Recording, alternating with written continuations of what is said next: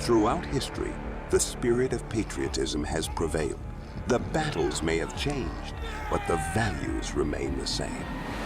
Today, in 2024, we find ourselves at a pivotal moment where the call for unity, freedom, and a better future echoes louder than ever. For more than 10 years, Patriot Mobile has been committed to supporting the values that make our nation great. With affordable plans and reliable nationwide coverage, Patriot Mobile is not just a wireless service. It's a call to action for those who believe in the American dream. Because this year is not just any year, it's the most important year since our nation's founding. Choose a wireless carrier that shares your values. Choose Patriot Mobile. Hi friends, Gene Valentino, and welcome to another episode of Gene Valentino's Grassroots Truthcast. I get a chance to bring in friends from all walks of life, and the guy with me today is the Honorable Kent Emmons, somewhere out of Tennessee and somewhere in the beautiful home he has in the hills outside of Nashville. And Kent's an interesting guy. It's a radio background with ownership in several radio stations over his years, but he always, like me, took a liking to some of the programming content and participation in that content, as we're doing here on Grassroots Truthcast. Welcome aboard, Kent. Brother Gene, great to be with you. How are things down in Escambia County, Florida? Yes. I love that. By the way, one of my favorite parts of Florida. It is the Panhandle. We have a saying down here. It's the Western Gate to the Sunshine State, where thousands live the way millions wish they could. And it's so true. And of course, as you know, I spent a ton of time down there. In your half of the Florabama, there's a great venue down there called the Florabama that stretches across the Alabama-Florida state line, and half of that venue is in your county, and I love it. And it's interesting too, politically, two legends that come from the Panhandle. You have Matt Gaetz and you've got Gene Valentino, who you are a legendary county commissioner down there. And I got to tell you, it's an honor to be here with you. Well, thank you, sir. In fact, the Florabama you mentioned, owned by the original owners, Joe Gilchrist and Joe and Pat McClellan. Yeah, they were the founders of that wonderful operation, which morphed over the years. And I was proud to be their county commissioner there in the Panhandle of Florida, starting right there from the Alabama border and going 18 to 20 miles eastbound toward the center of Pensacola. The Panhandle is the Western Gate right out here, and it is truly a different culture, a different way of life. I'd say a different retirement, a different type of vacationing here as well. They call it the last frontier of Caribbean soil in America. The sands are still so bleach white. I actually, when I moved here from Connecticut 32 years ago, I actually saw the wind-driven sand moving across the road. I thought it was snow for a second. My brain was playing tricks on me. It was so powdery white, I couldn't believe it. But, we had the BP oil crisis in about 2006, 2008. And it was a sad time where the stain on a lot of those beautiful quartz white, bleached white sands were tarnished. Admittedly, it's washed and improved over the decade, but there's still some remnants that exist from an unfortunate oil spill. To me, it's still one of the most beautiful parts of our country. And of course, they call it the Redneck Riviera. That's all about me. I mean, my Southern Illinois roots, my Tennessee, I've split my time for 35 years, between Tennessee and Southern California. That's why the Florabama has always been home to me. I love it. It's the greatest. Well, tell us what has happened in your life. Let's do the quick bio first. How is it you ended up in radio broadcasting, and where is it taking you to today? I was managing rock bands and built a little music publishing company, and Of course, in doing that, back in the day when you could actually break a record at the radio station level, spent a lot of times in radio stations. And as a kid, was as a little tiny kid, we had a story hour on the radio station, our local radio station, WVMC, owned by great broadcasters, the Hurlbut family out of Southern Illinois. Amazing broadcasters, the father and the son both. John was the dad, Dave was the son. Great folks, and they were the ultimate community radio kind of folks. I mean, these were folks who, the community was everything with their station. So we had story hour with our librarian Ruth Lingelson, and so I would go out to the radio station, every other week or so, and she would read a story. We would talk about it, and I just kind of fell in love with it, never dreaming that I would own quite a few stations myself. But I did. I in 1991 bought my first radio station, and it was a very unique format. It was the vacation format. So it started in Branson, Missouri, then Pigeon Forge, Tennessee, then Myrtle Beach, South Carolina, and kind of went on from there.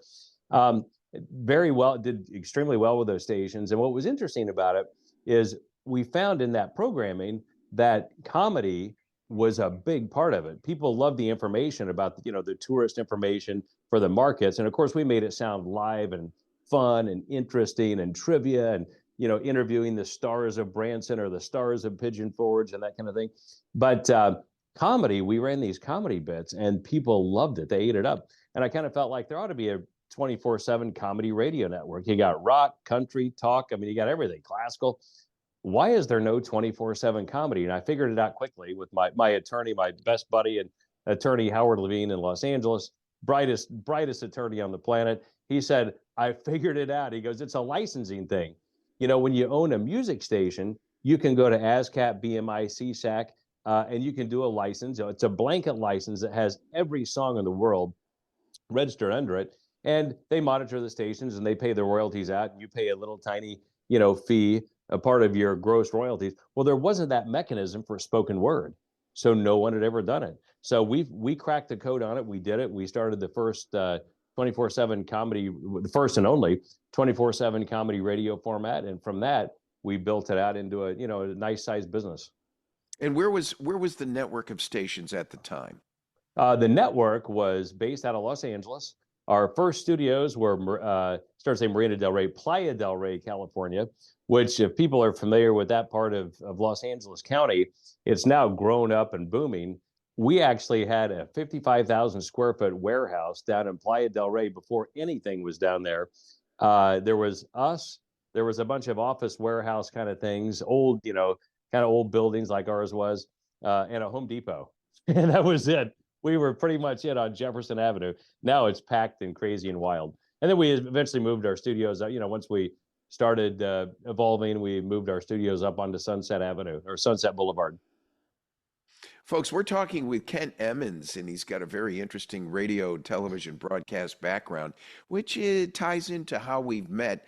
The folks I'm dealing with in the production of these shows out of Nashville also coincidentally introduced me to Kent, only to find out that Kent's in the process of putting together an interesting network of his own. I would call it the next generation. I know you see a void the way I do, Kent, in the audience of, let's say, between 18 and 49 years of age, the Gen X, Y, and Z crowd. There's a lot of them falling by the wayside for several reasons you can address, not to mention AI and the overuse of the phone. But what's going on with this new concept you've created? Well, it's a news format is what it is. So there's a massive void in the news space. You take a look at Fox News, the average age is 68 years old, hence the, commercials for catheters, walk-in tubs, reverse mortgages, all the things you think about when you think about fun, right? And although that catheter commercial has always been a mystery to me, those guys seem to be having a blast with their catheters. I may buy some just so I can golf all day and fly my airplane, do all that kind of stuff, right? That's how I learned to sing soprano. I think you may have been using them wrong, but anyway, so I don't think they go that far in, Gene. I hope not, anyway. Well, they don't have to get me to sing soprano. but you know, there's a massive void there, whether it be right leaning, left leaning, doesn't make that much difference. There's a huge void. And then you've also got these news networks are very, very subservient to the advertisers. Hence, think about, you know, most recently, the COVID, the scamdemic. I mean, you think about that. It makes no difference what side, we'll say the vaccine issue, for instance, makes no difference what side of it you're on, as long as you have all the information. Like I spend a lot of time, I tend to be, of course, right of center, but I spend a lot of time listening to left of center news because I want to hear every single side. And again, you don't hear anything that hasn't been whitewashed by big corporations who are the advertisers. But I feel like there's a market out there. You've got a tremendous amount of audience out there unserved that are in that 18 to 54-year-old realm, and they want edgy, they want real, they want authentic, they want live conversation, they want to be able to call in, FaceTime in, and they want news at the top of the hour and news at the bottom of the hour.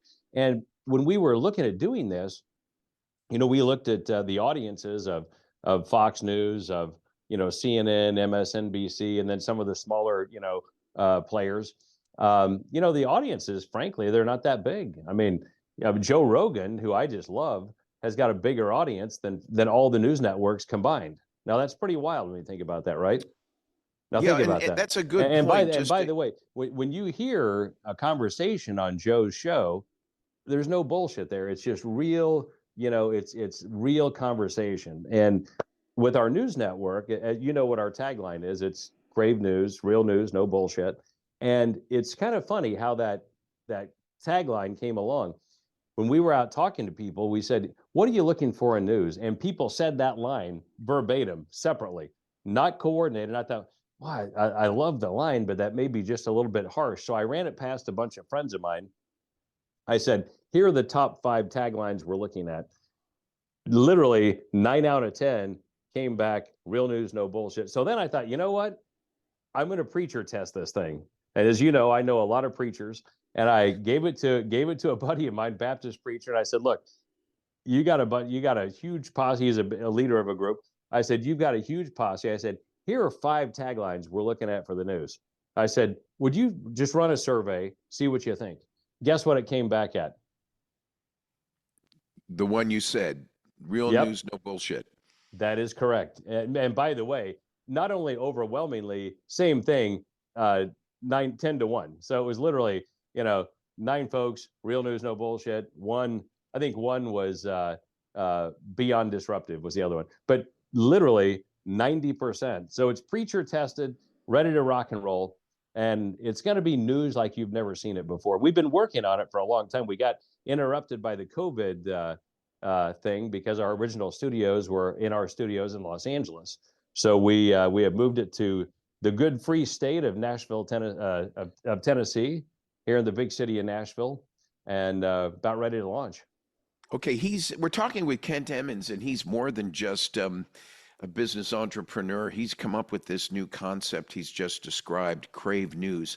Let's take a peek at one of his promo pieces right now, and we'll segue right back after this.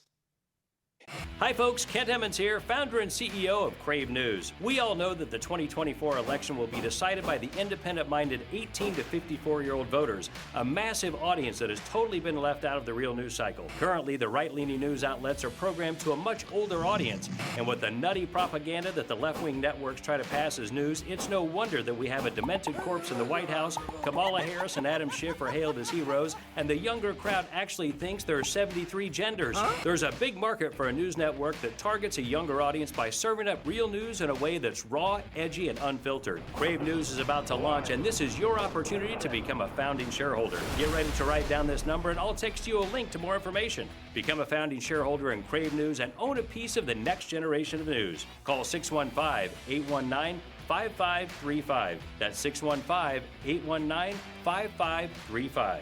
Crave News, real news, no BS.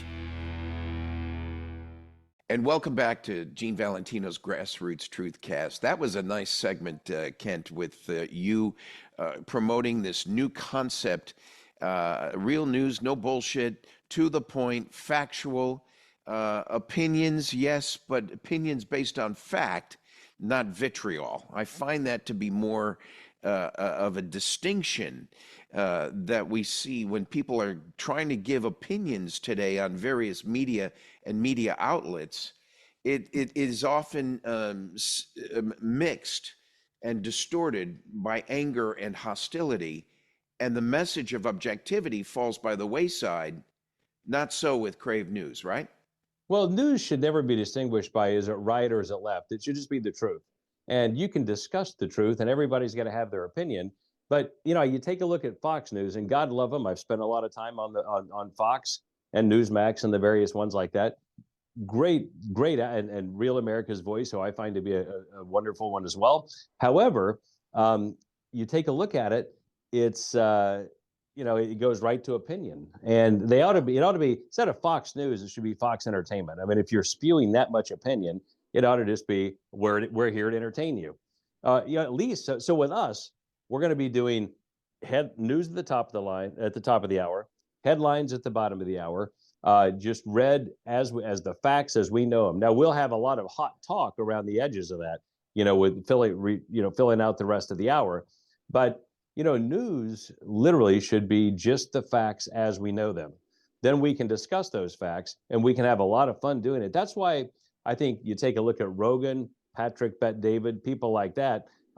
They're not in the news space, but they're in the space of discussing the issues in a way that is, you're catching all sides of it, and it's not just one way of thinking. Yeah, and that's absolutely brilliant, because you're looking at who's listening to the Joe Rogans of the world.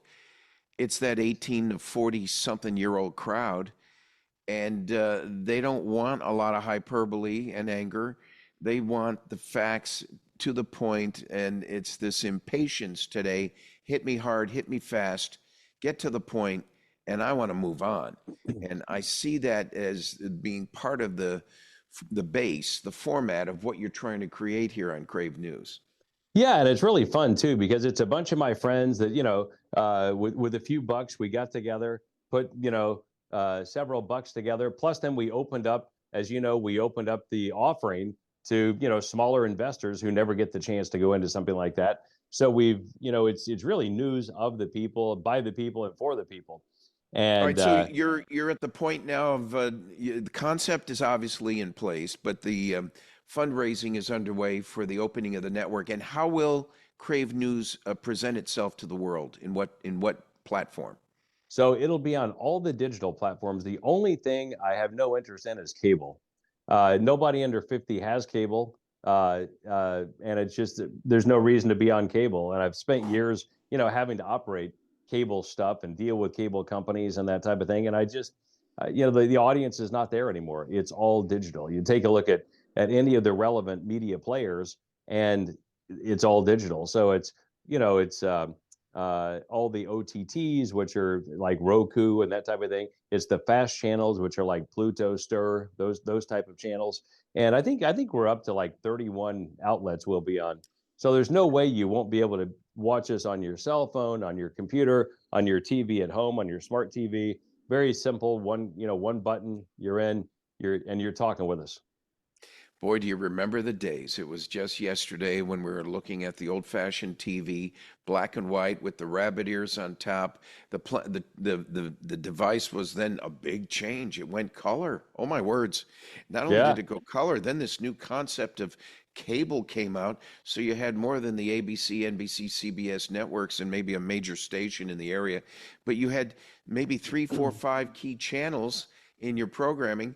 Today, you've got hundreds, if not thousands, of programming shows at your disposal through any of these major streaming platforms. It's good to hear you're going to be on all of them or most of them for the purpose of reaching the audience. The audience has changed. It's looking at entertainment differently. It's looking at news differently as well. But I think that the audience wants authenticity. They want authentic. And you take a look at how the real journalists, you've got everyone from mainstream media to government agencies that are actually coming at and attacking real journalists. Of course, thank God we've got the James O'Keefes of the world and people like that. But it's interesting how they've they've tried to pigeonhole him as a right-wing guy. He's like, no, he's a teller of truth. That's what he is. And you've got several like that out there. One of the old sayings, I think it comes from a book from back in the 30s or 40s or something like that, and I can't remember who it is, but I'm going to quote it. First they came, it was during the Holocaust era, so it would have been 30s, 40s. First they came for the journalists. After that, we don't know what happened. And that's what's happening right now. I mean, people, they are coming after journalists. So we feel like there is a great service to be laid out, amongst the people in the form of a news network that is literally, here's everything to consider. You make up your mind.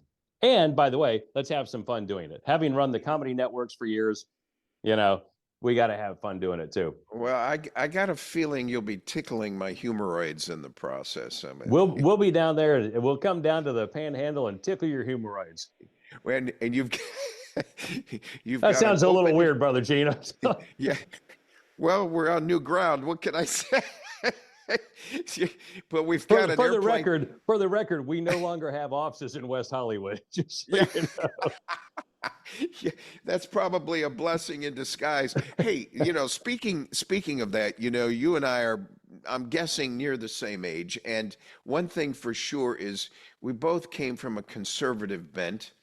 It was entertaining for me to notice that at your very young years, before broadcasting, I presume, you were head of the Young Republicans group, and so was I in Connecticut. I became the head of the Young Republicans.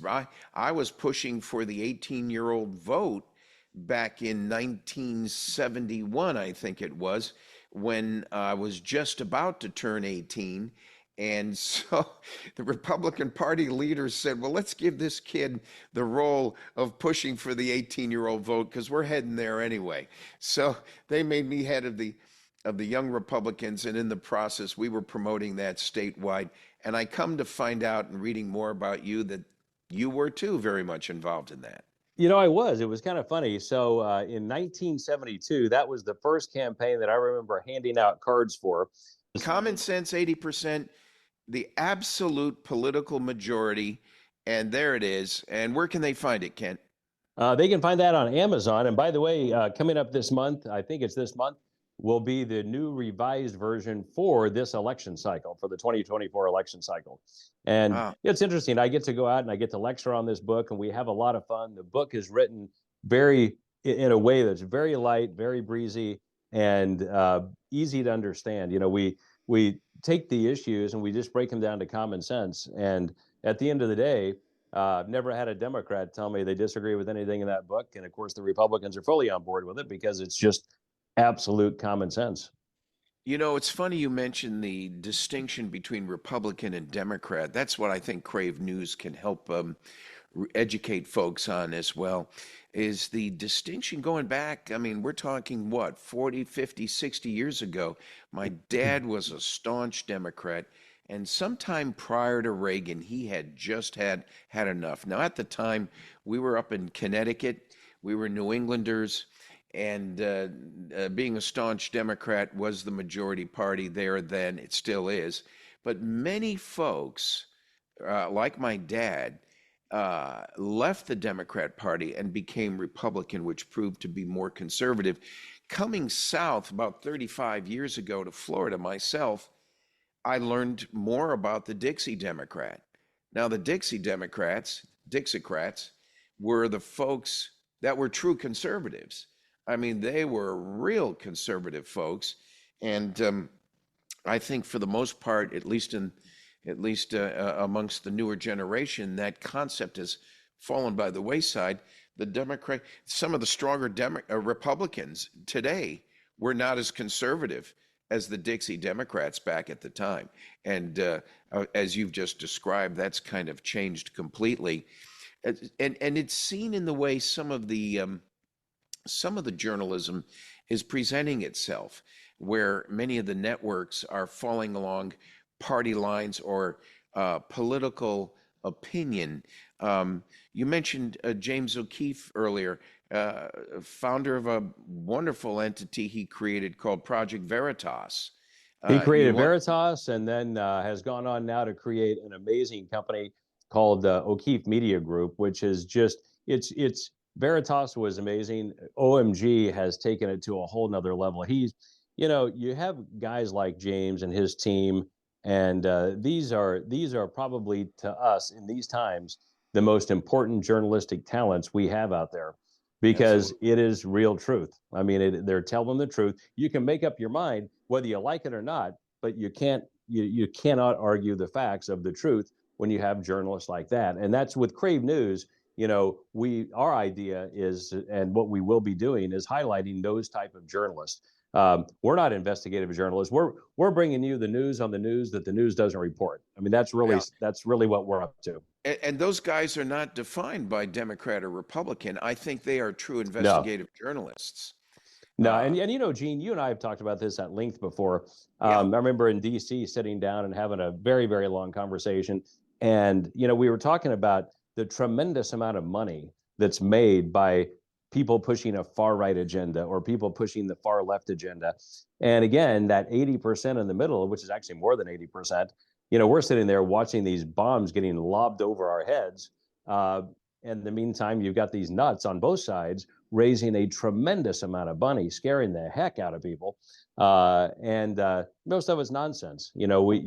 At our core, Americans have a conservative values. The values are it's preserving ourself, preserving our family, growing our family, having the freedom to open a business or having a freedom to take any job or get any job that we aspire to work our way up to. And it really is just about that. And I think when you take a look at what's happened, I feel bad for a lot of my Democratic friends because they're kind of left without a home now. The Democratic Party has been hijacked by Looney Tunes. And it's, you and I have also talked about this. I kind of feel like it's people that are really just very focused on trying to destabilize America. And again, they always said that if America falls, it won't be because of a hot war. It'll be from the inside. And you take a look at what's going on, and that's exactly what's happening. Cuban Missile Crisis, back to Kennedy and Khrushchev. I remember Khrushchev saying, we'll get the Americans one way or another, and it will happen because we will eat them from within. We will Yeah, get them from within the border. And that's happening today. George yeah. Soros is the popular name, but there's other deep state players like him that are influencing media in different areas. So, what's Crave News's position when these bad actors with deep pockets come in to try to move the narrative in one direction left or one direction right? What's your policy and how are you going to handle it? Well, again, it's up to us just to report the facts, just the facts. And I'll tell you something that's interesting is right now, I mean, people talk about George Soros, who I don't think has any business doing business in America. I don't think, by the way, I have many Chinese friends and I spend a lot of time in China. I don't believe Chinese people ought to be owning land here. There's a lot of these things that I certainly believe in my heart of hearts. However, we will report the facts as facts, not to sway opinion, and let the people decide. And take a look at Soros, who does not have the best interests of our country in his heart. He's buying. He's now the second largest radio station group owner in the country. He's bought it into hundreds of media outlets, including Vice, which has a lot of influence over younger folks. Um, uh, and I think it's kind of sad because again, he's not American. He's a globalist. He wants to bring America down to the level of everybody else. And America, whether you like it or not, we are the number one, or we were the number one country in the world. Sadly, China has kind of taken us over, I believe, militarily and economically, when you take a look at the real numbers. But we need to be able to hold our own. And the only way we do that is as Americans. We don't do it as, oh, yeah, we're going to bend to the will of this one because it's the politically correct thing to do. No, we have to, get a freaking spine. We're Americans. Stand up and be Americans. You take a look at, the dumps that our country has had just in our lifetime. You take a look at the Jimmy Carter era. Ronald Reagan, with the help of Art Laffer and people like that, came in and boosted the economy and brought it back. You take a look at the dump it was in for so long. again, Trump came. Actually, Bill Clinton. Bill Clinton was economically pretty darn good, and I thought he did a fantastic job. And then with the economy, and then you take a look at Trump. Where the economy was just. Trump was an interesting. And again, I as you know, I had a wonderful lengthy meeting with him last week in New York. And I'm not just tooting his horn, but I'll tell you, if you take a look at what the economy was back then, you had a booming economy. We had no conflicts going on in the world. I think Trump drove these defense contractors crazy because he wasn't spending the money like that. He wasn't going out there. These corrupt fiefdoms in Washington, D.C. were kind of freaking out because he was cutting that pipeline on a lot of that stuff. All politicians and bureaucrats want to do is spend money because for every dollar that goes through that pipeline, their greasy little hands are sticking to a lot of it. So you take a look at a guy like. Mm-hmm. Yeah, I was just going to say, would you say that? So from what you just said, is Washington, D.C. that difficult to fix? Well, if you met with Trump last week, did he comment on how difficult it's going to be to fix Washington, D.C.? No, I think this time, and by the way, we were meeting on a media matter, but no, I mean, I think if you take a look at it, this time he's not going to be, conned into putting these crazy, the word swamp has been overused, but I mean, there's no better way to describe it. But, he kind of had forced upon him a bunch of swampers on his cabinet. And, with that, nothing changes. I think when you see him coming in this time, it's going to be a whole nother thing. And he was a great leader during his last presidency. I think he will come in and lead and look and lead well and pragmatically. That's the thing that I think he's probably the most misunderstood person on the planet because he is one of the kindest, nicest, deepest thinkers. Look, he's a New York real estate guy. Yeah, he talks a little bit rough and he's got the bluster and the whole thing. But at the end of the day, I mean, he is not a crazy right winger. He's not a left winger. He's a very pragmatic guy who cares deeply about this country. And he's not a politician. I mean, at all. I mean, obviously he's not a politician. You read the tweets, but I mean, but he cares and loves this country very much. And people have, a lot of people have got to get over, like with, back when Bill Clinton was there. Again, I didn't vote for Bill Clinton, but I will tell you, I thought he did a great job with the economy and some other things like that. He was very centrist. And everybody got over the Monica Lewinsky stuff. I mean, there's still the people who were holding, oh my God, what he does under the desk in the Oval Office makes me no difference. I just want to see our country strong, and I want to see America come back again as the number one country. And we were so close to that. We were so close to being there. Does he see himself as having been surrounded by some people with intentions less pure than his? Was he as smart of a business guy as I know he is and see he is? I can't help but notice he might be willing to admit to the fact that there were some bad actors around him. Rex Tillerson, Mad Dog Maddox, some of the others that Anthony Scaramucci, even on that side. I could name 3 or 4 more, but the point is, aren't there, where are the rest of the folks like Steve Mnuchin and others that were in his circle that really took him over the finish line with a fiscal policy? In certain other areas, I regret he trusted some people as much as he did. Now that's a compliment because I'm just as guilty of that. I want to believe the best in people, and what do? We surround ourselves with the belief that we like these good people around us and trust they have no ill intent. And it's a blessing, but it's a curse.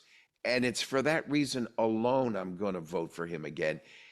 I just wish that this second time, God willing, he makes it, he has a circle around him.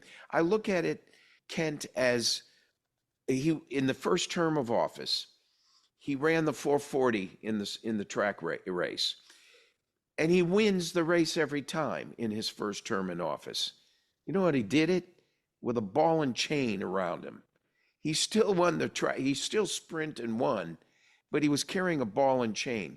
Can you imagine if this guy was freed of that ball and chain and was allowed to turn on the turbocharge that engine with a team around him that's explosive and dynamic to do all the great things and continue the legacy long after he finishes a second term?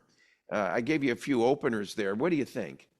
Well, let's take a look at the alternative. I mean, look, I've known Joe Biden since he was a senator, and he's been nothing but a windbag, and he's got more side hustles going on, always has had. And you would go meet with him as a senator, and whatever you were pitching, oh yes, I think I see where you're at. You only listen 2 or 3 minutes. I see where you're at. Take his business card out, write down a call this guy. They are perfect at getting those type of bills through, and blah blah blah. Well, it was always somebody that was related. It was related to him. It was his brother. It was one of his best friends, and it was always a lobbying firm that wanted to hit you up for $250,000 and that type of thing. Biden there's no substance there, and it was sad because most people are not well read. Most people don't really know the inner workings of Washington, D.C. And he's been a grifter. There's many of those grifters up there, but he's been a grifter his entire career in D.C. Nothing sincere about him. He's not that kindly old man that they made him out to be. And it's sad because here is this guy that he's a side hustle guy. That's it. And it, by the way, drives people nuts that Trump is not a side hustle guy. It either is good for America or it's not. That's it. He doesn't care. He's made his money. He's done very well. You can throw all the stones at him you want, but we've never had anybody that successful holding public office who would stand up and just say, you know what, this is BS. This is nonsense. That's not going to fly. No one's ever had the spine to do that because again, he doesn't need it. And he doesn't need it. He doesn't need it. I'm not defending him. I'm just saying he was a good leader. He is a good leader. He doesn't need it, but since he was elected, he's up to today, he's lost money. I submit he's lost more money than he's made since he's become president. But in the last 5 minutes or so, Kent, would you like to circle back? One thing about you that amazes me, any politics in your future, by the way? I don't know. I got hit up pretty hard to run for that Dianne Feinstein seat, and did a lot of looking into that. Did a lot of traveling and speaking around California. Never announced it for us anything because I just didn't know if I was going to do it. An impossible seat to win, but look, if the right time to step up and serve comes up, I certainly will step up and serve. One thing in California, you have a real shortage of leadership. There are no good leaders out there who will step up and do what's right. But you've also got a very soft and squishy voter base out there who they're not well read. They're very uninformed, low information voters. They're touchy feely. That's why they put up with the highest. By the way, you want to hear some stats? Yeah. You like Absolutely. stats? You and I've talked stats before. So did you know California has 44 million residents? And of those 44 million residents, over the last 4 years, over 950,000 have come out as trans, and their pronouns are Florida, Texas, and Tennessee. So that tells you everything you need to know about California. People are leaving like crazy. They're in such bad shape, they can't tax their way out of the condition that they're in right now. So going back to political aspirations, I am 100% out of California. As far as my businesses go, I still have personal relationships back there. 100% out of California.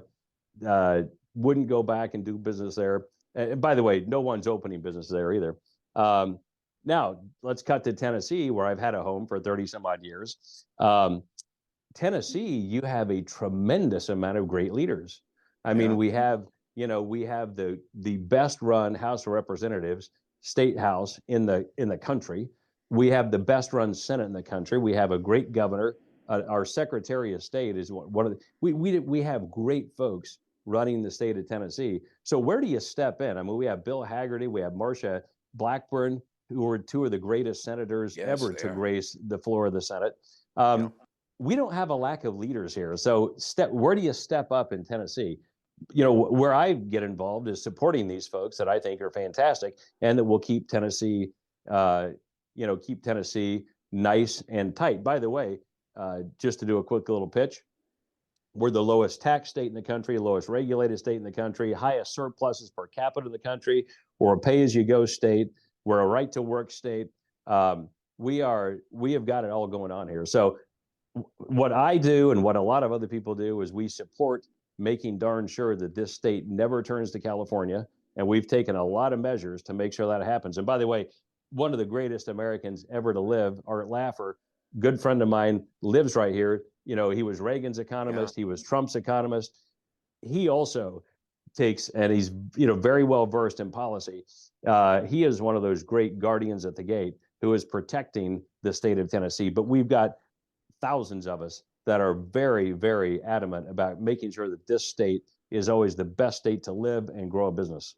Well, take the best out of Tennessee, Florida, Texas, and I think you've got yourself, if you could cookie cutter that to 47 other states, I think you've got a saved nation. Hey, before you leave California completely, what's your take on Major League Baseball player Steve Garvey? How's he doing out there against Adam Schiff? Well, I love the guy. When I was kind of considered the guy that would be running for that Senate seat, one of the elected senators called me and said Garvey was thinking about jumping in. He and I had quite a few conversations. We kind of felt like, look, Steve's got a great name. He's very well known. He's, played in 2 ball teams out there in California. He's also got the ear of the Hispanics because he's got so many good friends that are Hispanic baseball players. And he's also a good guy. Does he have a shot of winning? I wish he did. The problem in California is the party out there is highly dysfunctional. You've got these factions. Fortunately, I still get along with all those factions of the party, but they tend to hate each other. They write bad things about each other. It's kind of like,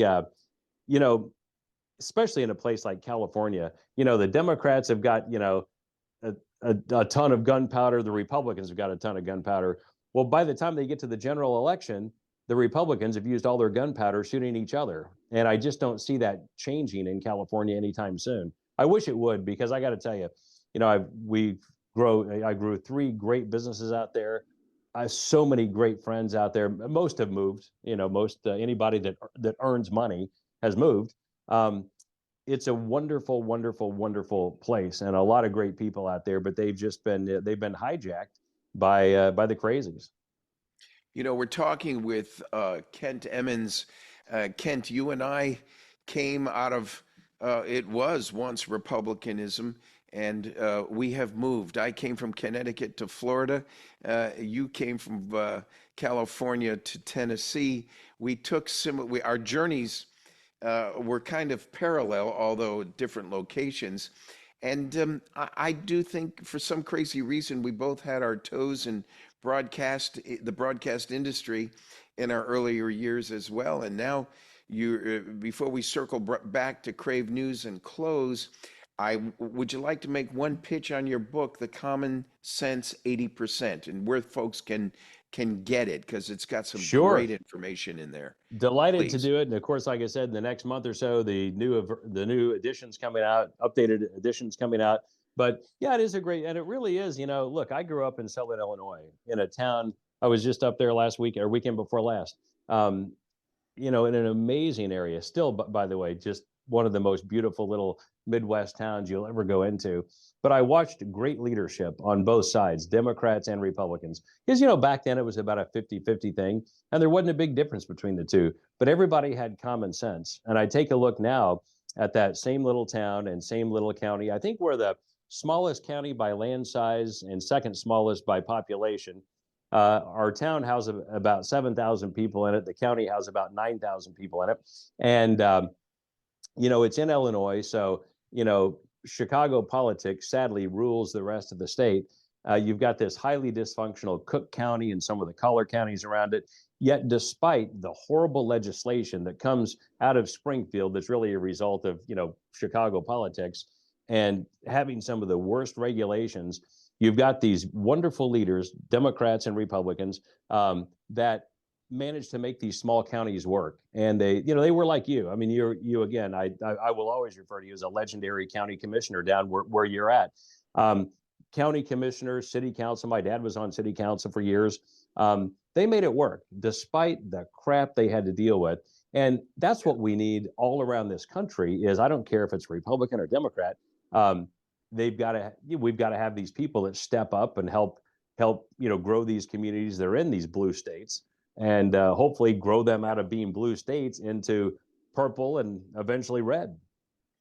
Yeah, that's where I got the name of the podcast, Grassroots Truthcast, because it's all about the local community and the grassroots of the folks in those communities, governing from the bottom up, which is what our founders intended, not the elitists at the top down, which we need to be cautious of how far they carry the control, not only to illegal migrants coming into the country, but where we started, in the media.